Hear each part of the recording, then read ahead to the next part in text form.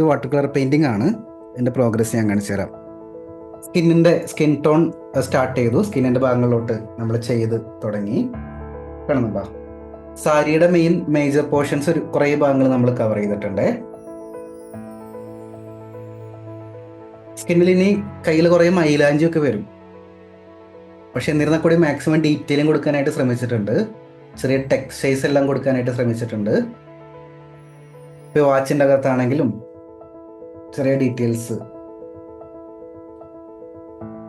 ഇത്തരത്തിൽ water colour ഒരു painting നമ്മൾ ചെയ്യുമ്പോഴാണെങ്കിൽ പോലും ഇതിൻ്റെ സ്റ്റെപ്സ് ഇരിക്കുന്നത് ബേസിക് വാട്ടർ കളർ വാഷസിലും ലെയർ ബൈ ലെയർ മെത്തേഡിലും കളർ മിക്സിങ്ങിലൊക്കെ തന്നെയാണ്.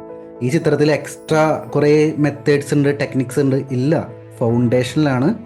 എന്നാലോചിച്ചേക്ക് നിങ്ങൾ വീട് പണിയുന്ന സമയത്തേ, വലിയ വീടാണെങ്കിലും പണിയുന്ന ആ രീതി സെയിം അല്ലേ?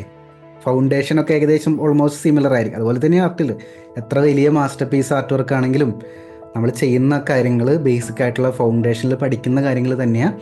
പക്ഷെ ആ സമയത്ത് നമ്മൾ എത്രത്തോളം എഫേർട്ട് എടുക്കുന്നുണ്ട്, എത്രത്തോളം കണ്ടിന്യൂസ് ആയിട്ട് ചെയ്യുന്നുണ്ട്, എത്രത്തോളം ഫോക്കസ് കൊടുക്കുന്നുണ്ട്, എത്രത്തോളം അതിൽ നമ്മളെ തന്നെ സമർപ്പിക്കുന്നുണ്ട് എന്നതിൻ്റെ റിസൾട്ടാണ് ആ ചിത്രത്തിൽ വരുന്ന മാറ്റമെന്ന് പറയുന്നത്.